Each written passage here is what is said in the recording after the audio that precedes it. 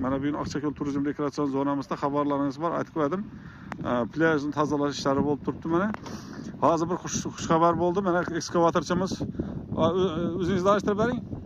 Ben Romanımızdan şu ekskavatordan ama şunlardan işten alıp koyatırmız.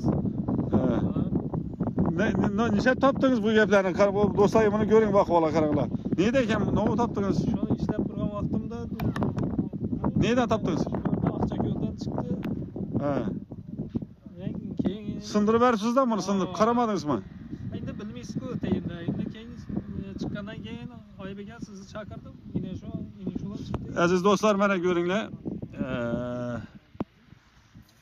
Mana nelar tangalar chiqqan ekan bu yerda yine.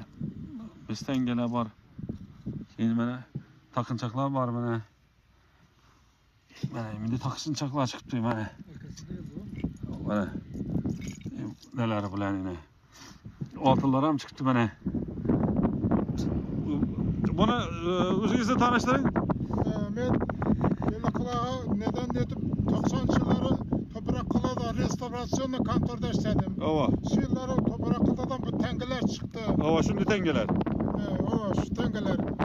Ova. Bizler ballardan konulmaz cin alıp şu boğanı şuradaki tengelerden.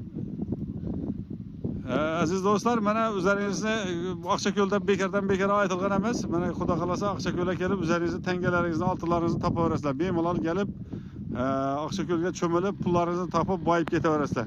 Xabaringizni chaqirib qolamiz. Xursandmisiz oltinlarda?